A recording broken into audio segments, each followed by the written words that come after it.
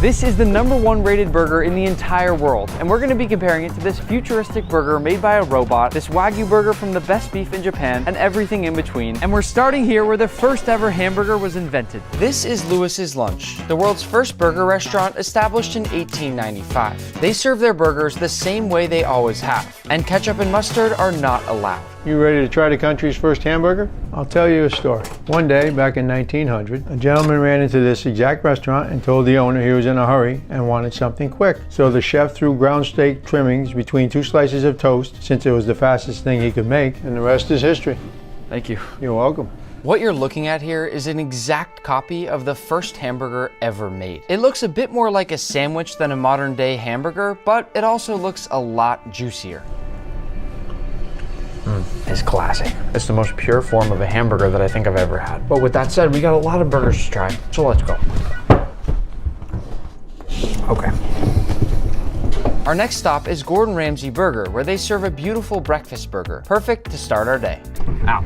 So I got the burger out tempering. Always want to temper your meat before you start to grill it. This is our SPG seasoning, the salt, black pepper, and granulated garlic. You want to cover the whole thing. Of course, you want to get both sides. I really want one of these for my house. Super consistent, wicked fast. The crazy thing is I don't make enough burgers, but I'd still want one. So what I'm gonna do here is I'm gonna flip it and move it to another nice hot spot of the grill so you get consistent sears on it. And people don't realize the grill marks have so much flavor. They're not just for looks. Yeah, it just adds to that like nice fattiness of the burger. It just cuts right through everything. Look how much smoke is coming off of the burger. This is one of the biggest vent hoods I've ever seen. Just gonna flip it again. Want to have even cooked consistently on both sides. This is the egg. This goes just a little bit of salt. I'll shake it around a little bit. But as you can see, you get a little brown on the edges, but other than that, we just kind of let it do its thing. It's coming from a hot pan, so as it sits, especially an egg or any proteins, they're gonna continue to cook for a little bit. What you want to do is you really want to baste the burger with this butter. We got a little bit of hoisin, fermented black bean sauce, honey, garlic, and what that's gonna do is gonna start to caramelize a little bit. That's gonna give you a lot of that flavor that makes this burger really special. I personally like my burgers almost cooked a little bit like a steak because that's sort of what it is. It's the same beef, just in a different form. I love that you can just see such a clear crust on this burger. Like sharp cheddar. Sort of like Lincoln Logs on the top. And we're gonna put in the salamander. It's gonna get a nice crisp on that bacon. It's gonna melt that cheese. Oh. You can see it start to crisp up. Beautiful. It's one on a brioche bun. Then we got our eggs. As you can see, it kind of carried over right there. And it's just in time for breakfast. Gordon really never ceases to amaze me with his food. He's taken something almost very simple and made it into a masterpiece that I want to dive into. This isn't just a burger I'd eat for breakfast. I'd eat this one all day long. Next up is Hamburger America, a restaurant that serves burgers from all across the country, but they're best known for their onion burger. This place was founded by George, who's dedicated his entire life to studying burgers from all over the world, and is now known as America's #1 burger expert. What do you like in a burger yourself? What do you think makes the perfect burger? To me, a perfect burger is simple. People like to put crazy crap on top, like, you know, truffle oils and mac and cheese, and it just doesn't do anything. The original burger had nothing more than beef and a bun, not even cheese. Cheese is a wonderful addition to a cheeseburger. So the onion burger, invented in El Reno, Oklahoma in 1922. Meat, salt, super thin sliced onion. Wow, that's awesome. This is what the French call chevaudange. Chevaudange. Chevaudange, which basically means angel's hair. That's twice the amount of onion I would have expected you to put on either of Well, them. they cook down. They cook down to less than half of their volume. Traditionally, before there were patty makers and patty formers, there was a portion ball of beef that was smashed thin. That was it. Because they realized early on, the thinner the patty, the faster they cook. Simple as that. I love how focused you are. You gotta get up close, make sure everything's perfect. You have to own this. You have to be part of what's the process. You're not just throwing frozen patties on a flat top. You're creating, you know, basically burger art. This is actually a paint scraper. A paint scraper. It's a stainless steel paint scraper, yeah. So it really is art. So that gets the bun nice and steamed and warm over there? Exactly. So the school of thought that says the bun should be toasted. Yeah. We do have a burger where the bun is toasted, but this burger, I believe, has to be steamed. In order to keep it traditional, to the Oklahoma onion fried burger, I think it has to be steamed. Also, the closer they are together, the better it cooks. If I have the griddle full, it cooks much better than just one burger. The key to this burger is just time. This burger takes about 8 minutes to cook. A regular smash burger will take no more than like 2 minutes. Out it goes. But getting those onions sort of lightly caramelized takes a little time. The weird science that's going on here now is that the onions are on the bottom. The rendered beef fat is now going down into the onions and cooking it. It's also helping to slow down the process and caramelize those onions. You see how they're shrinking? The rendered beef fat tallow is really what turns these onions into that beautiful caramelized, almost like onion candy. I mean, look at the difference. And it's gonna taste different too. This comes off like this. We do a pinch and pull. A little underneath move, you like that? It's wrapped up. Oh gosh, that's crazy. plated. Look at that. The Oklahoma way is to do a little bit of mustard. That's incredible. Enjoy. Well, this thing's almost sort of melting into my hand, Yeah. I will say. This burger is so soft. Yeah.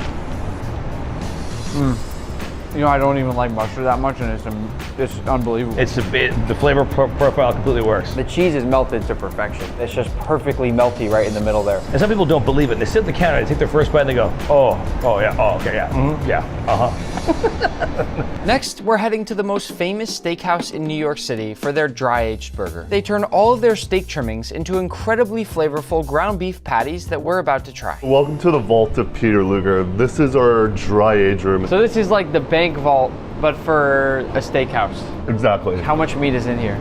So literal tons. I can't give you an exact Oh, there are estimate. actual tons. Thousands and thousands of pounds. There's different cuts and there's different lengths of age. And once it's been finished aging, then it's ready to be butchered in-house. So this is how it looks before it goes into the vault. And this is how it looks after. Moba is going to use the bandsaw to break it down into steaks. And then Fabio here is going to trim the steaks so that they're ready to be cooked in our broilers later. So after they've trimmed down all their steaks, each of which is over 1.5 inches thick, they're left with all these incredible trimmings here, which we're gonna grind down into burgers. All right, so those are the trimmings that we just saw. We normally grind about 60 pounds of ground beef on a weekday, 90 pounds on the weekends. So this is our ground beef. It's the blend of the chuck and the dry aged trim. So we measure out the burger meat in a coffee cup. It's very old school. And then we press them out and shape them into patties. Those are tossed onto the broiler. We season it, and while that's cooking, we slice the bun and add a slice of raw onion that's been soaked overnight in water. After we flip the patty, we let it cook a little bit longer, toss on the cheese, and the burger is done. First, I just want you to look at how juicy this burger is. Look at this dripping down on the plate. Oh my God. I would say without question that it's sort of the fullest and meatiest burger that I think I've had. Sometimes a burger can sort of be a snack, but this one right here is a whole meal. And I taste the dry aged flavor really well too. I'm taking this one to go. It's time for a pretzel bun burger. This restaurant is called Emily, and instead of your typical cheeseburger, they're best known for their pretzel bun burger. It all starts with a generous amount of seasoning, and then the patties go on to a flat top grill where they'll sit and get a nice sear on each side. Then they're placed off to the side to rest, similar to a steak, and they add on some cheddar cheese to let it slowly melt over the top. The patties are also loaded with a generous amount of caramelized onions, which they cook down for 6 hours each morning. While these are in the oven to let the cheese fully melt, they butter and toast the pretzel buns, then top them off with a Korean gochujang sauce. Once the cheese is melted, it's time to assemble and the burger is ready to go. This burger is really pretty, and it sort of goes to show you that burgers can and should come in all shapes and sizes. And unlike your typical smash burger, this burger here has lots and lots of juice. This will probably be the messiest burger I eat in this entire video, but I don't think I'm gonna be mad about it. Wow. Because it's a pretzel bun, it's chewy. It's a little bit sweeter than a regular burger bun, and the orange sauce that they put on here is phenomenal. Look at my hand. I'd eat the whole thing, but I gotta savor them. I've never had one of these in my life, but we had to put it on the list. A mac and cheese burger. You heard that right. The Ainsworth is known for its extremely tall and messy mac and cheeseburger. Hi, I'm Hugo. Come to making a mac and cheese burger. So you're making two things right now, Hugo. You're making mac and cheese and you're making a burger. Yeah. And then you put it all together. Okay, so first you start by pressing out the patties, yeah? Yeah. They're huge patties, by the way. First, season it. Just salt? Cajun season it. Okay. So now the burger's going into the broiler. Is that a mac and cheese patty? Yes. Mac and cheese patty. Put it in the fryer. Start making the cheese sauce, with cream. This is the macaroni already cooked, right? Yes. And it's all portioned out for one burger. Yes. Put on the warm water. Mac and cheese sauce. Oh, Hugo, do you have anything to say to everybody watching, to the camera? Coming to try the mac and cheese burger. Come and try his burger. Are you sure though? Yes. What if it gets crazy and you have like 100 orders of the burger here one day? Don't worry. That's okay? Yeah. Would you like a medium or medium well? Or What do you suggest? a medium? You're the I chef. like medium. You're the chef. Medium. Medium? Yes. All right, then we're going medium. Oh, look at that. Wow. Now the macaroni pasta. Drop it right into the cheese sauce. So it's 4 cheeses. Parmesan cheese, mozzarella cheese, cheddar cheese, Velveeta cheese. Oh, that's how you get it really melty. Yeah, yeah. Got it. Got Creamy. it. Now I cut on the half. put some little butter and put on the flat top. Look at that cheese. This is the most cheese I've ever seen in my life. That's medium ready. I put it 2 more sliced cheese. There's cheese everywhere. Hugo, you might as well at this point put a piece of cheese on my head. Special sauce? Yes. Load it all up. Mac and cheese patty goes on. Here comes the burger patty with the cheese on there. Wow. And then it's finished off with this mac and cheese, which is just crazy. Mac and cheese everywhere. Oh, look at that. Knife goes in. I think we forgot to add the cheese. No. This thing is too big to fit in my mouth, so Hugo is gonna cut it in half and check out the cross section of this burger. Come back, Hugo, come on. I'll take a bite, okay? The seasoning is amazing. All right. I actually thought it would be too much cheese with all the mac and cheese, but it's actually really tasty, huh? Yeah. Thanks, Hugo. Can I take this to go? Yes. We're about to try a vegan burger made by a robot. This is Colonel, a robot-run restaurant founded by Steve Ells, the same guy who founded Chipotle. You're the first person I've ever meeting who has a teammate that's a robot. That's right. Yeah. Never calls out, never gets sick. That's amazing. So this is sort of the little cube where all the food is made. Yeah. So how do we get the robot to make a veggie burger? So let's place an order now on the app. This is the menu here. I'd like to order a few burgers. So Colonel Burger, I'm gonna add a couple to the bag and place the order. So these are essentially the nests in the oven. So it's like the sort of dashboard. In a restaurant right on the line, the chef has to keep all this in his or her head. It has all the timing, everything down in its own sort of head here. Everything is like orchestrated to be completed at once. Wow. So bottom buns go here, top ones go here, so it raises up. And then there's 2 conveyors there. Oh, that's so cool. Look at those red dots on the buns right there. It's for all the lasers for the robot to know when to send certain stuff and where it is at all times. You have it so well set up where you can just sort of... Yeah, everything we've got down to about 15 seconds. So with the robot's help, essentially, everything takes 15 seconds once it's here. Yeah. I actually hear the burger patty sizzling too. Wow, that is so fast. That's not even full speed. No? If we were to crank up the speed, it may like come out of the tray. So these buns are finished. Yep. And then the robot's ready to pick that up. Oh, there it goes. And it's coming here. It's so cool. I'll grab the patty here. Really nice toasted brioche buns, salsa verde, pickled onions on top. And then this goes all the way down this conveyor belt here. And someone packs the order. Then it gets scanned, put into the cubby, and then you'll get notified. I asked to go inside with the robot, and they said no because apparently that could happen. Okay, so this just turned green. This means our food is ready, and we just grab it. We got a burger. My first ever burger made by a robot. Inside, it even looks medium rare, even though there's no meat in here. Good job, robot. This is really good. Time for a truffle burger. That's how we do it.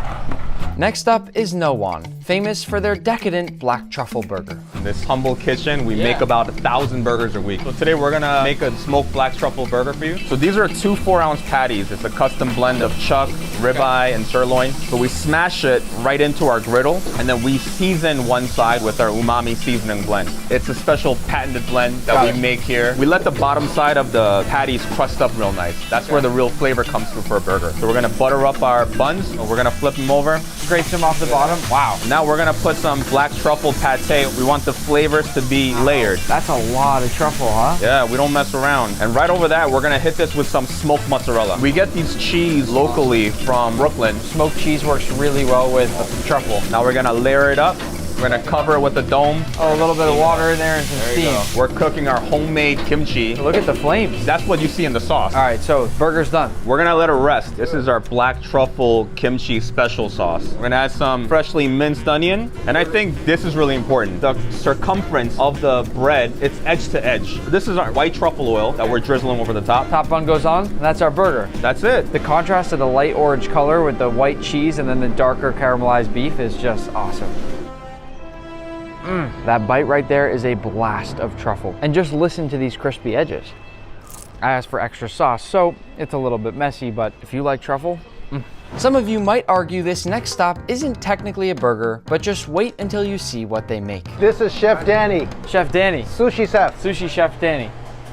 Danny's making the bun for a sushi burger, basically deconstructed spicy tuna roll. And this is just regular sushi rice that you would be using for sushi. This is furikake, traditional Japanese rice seasoning. We've got nori, some beautiful #1 tuna, a little oil, some sesame seeds, just a touch of spicy mayo. And you press this one together with your hands, huh? Yeah, he's a master. We're gonna layer some watermelon radish, some cucumber. Looks like fresh, crisp cucumber too. Absolutely, a little bit of pickled ginger and some wakame, and a little bit of avocado. Oh, that is talent right there. That's beautiful. We got some yuzu mayo, and we got some spicy mayo. Sort of like an eel sauce, and then top bun. Thank you, Chef Danny. How can you tell me that this thing right here isn't a burger? It's got 2 nice buns with sesame seeds on top, and it's got a patty in the form of raw fish.